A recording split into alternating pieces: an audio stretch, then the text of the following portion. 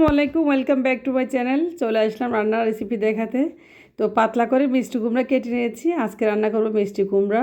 তো আমার ছেলের খুব একটু পছন্দের খাবার মিষ্টি কুমড়া রান্না করি সচরাচর, সেই রেসিপিটা আজকে দেখাবো। আশা করি রেসিপিটা ভালো লাগবে। ভালো লাগলে চ্যানেলটা অবশ্যই সাবস্ক্রাইব করে পাশে থাকবেন।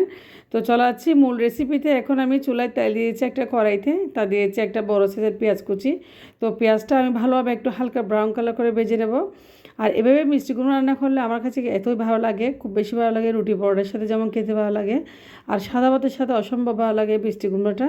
তো পেঁয়াজটা ভাজা হয়ে গেছে। আমি শুধু আজকে হলুদ দিয়ে আর একটু জিরার গুঁড়ো দিয়ে মিষ্টি কুমড়োটা রান্না করব। তো দিয়েছি পেঁয়াজের উপর হলুদের গুঁড়া। তো হলুদের গুঁড়া দিয়েছি জিরার গুঁড়া। হলুদ এবং জিরা মিক্স করে ভালোভাবে একটু কষিয়ে নিচ্ছি পেঁয়াজের সাথে আর তেলের সাথে। আর লবণ দিয়েছি। যেহেতু মিষ্টি কুমড়া আসলে সচরাচর একটু তেল বেশি দিতে হয়, সেহেতু আমি একটু তেল বেশি দিয়েছি। আর এভাবে রান্না করলে মিষ্টি কুমড়া যে কেউ পছন্দ করবে। তো অনেকে মিষ্টি কুমড়া আসলে খেতে পছন্দ করে না, বিশেষ করে। তো এভাবে একবার রান্না করে দেখবেন, অসম্ভব মজা। সাদা ভাত, রুটি, পরোটা সব কিছুর সাথে ভালো লাগবে এই মিষ্টি কুমড়াটা। তো মিষ্টি কুমড়োর সাথে কয়েকটা কাঁচামরিচ দিয়েছি, দেখতে পাচ্ছেন, একদম ফালি করে। একটু ঝাল ঝাল হলে খুবই খেতে ভালো লাগে। আমি আর কিছুতেই এখানে মিষ্টি কুমড়োতে আর কিছু দিব না। তো দিয়েছি কয়েকটা আস্ত রসুন। রসুনের কোয়াটা দিলে একটু ভালো গ্রান পাওয়া যায়, আর খেতেও খুব বেশি ভালো লাগে। কাঁচা রসুনের গ্রানটা আসলে মিষ্টি কুমড়ায় অসম্ভব মজা লাগে।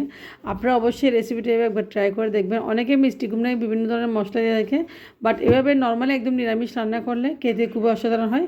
তো তেলটা একটু বাড়িয়ে দিলে আসলে মিষ্টি কুমড়া রান্নাটা এতই মজা হয়, তা বলার বাইরে। তো দেখতে পাচ্ছেন মিষ্টি কুমড়াটা একদম কষানো হয়ে গেছে ভালোভাবে একদম। তো অনেক সময় মিষ্টি কুমড়া অনেকে গলে ফেলে, বাট আমি মিষ্টি কুমড়াটা একটু গলাবো না, দেখবেন আপনারা একদম সিদ্ধ হয়ে যাবে। তো তেলের সাথে দিলে আসলে মিষ্টি কুমড়াটা একটুও গলে না। তো এখন ঢাকনা দিয়ে রেখে দিচ্ছি আমি 5 মিনিটের জন্য। তো 5 মিনিট পরে ফিরে চলে আসবো। মিষ্টি কুমড়োটার কী অবস্থা দেখতে পাচ্ছেন, একদম কষানো হয়ে গেছে। আর মিষ্টি কুমড়োর উপরে কালার চলে আসছে। আমি এরপর দিয়েছি ধনিয়া পাতা। তো ধনিয়া পাতা দিয়ে মিষ্টি কুমড়োটা আমি নামিয়ে নেব। আসলে এবার রান্না করলে সাদা ভাত বলেন, রুটি বলেন, পরোটা বলেন, সব কিছুর সাথে খেতে ভালো লাগবে এই মিষ্টি কুমড়া। দেখতে পাচ্ছেন মিষ্টি কুমড়া ধনিয়া পাতা দিয়ে আমি অলরেডি নামিয়ে ফেলতেছি। খুব সুন্দর করে হয়ে গেছে মিষ্টি কুমড়া, দেখতে পাচ্ছেন একদম হয়ে গেছে ধনিয়া। তো মিষ্টি কুমড়োটা ভাজা ভাজা করে একদম হয়ে গেছে, খুব সুন্দর একটা কালার হয়েছে। অলমোস্ট আমি এখন নামিয়ে ফেলবো। আর এই মিষ্টি কুমড়োটা আমি এখন সাদা ভাতের সাথে, গরম ভাতের সাথে খাবো। আমি ভাত নিয়েছি, যেহেতু গরম ভাতও রান্না করেছি। দেখতে পাচ্ছেন মিষ্টি কুমড়োটা আমি সার্ভ করে খেয়ে নিচ্ছি। তো নিজে নিজে প্লেটে নিয়ে নিচ্ছি। খেতে খুব, দেখতে পাচ্ছেন, লোভনীয় হয়েছে। তো এই মিষ্টি কুমড়ো এবার রান্না করলে রুটি, পরোটা, সাদা ভাত যে কিছু সাথে আপনারা চাইলে খেতে পারেন। খুবই মজা হয়েছে, মাশাল্লাহ, অনেক টেস্টি হয়েছে। তো আজকে মিষ্টি কুমড়া দিয়ে আমি ভাত খাইলাম। তো আমার খুব ভালো লেগেছে। আপনাদের কেমন লেগেছে অবশ্যই কমেন্টে জানাবেন। তো আপনারা অবশ্যই আমার জন্য দোয়া করবেন, আর বেশি বেশি করে ভিডিও ভালো লাগলে লাইক কমেন্ট শেয়ার করবেন।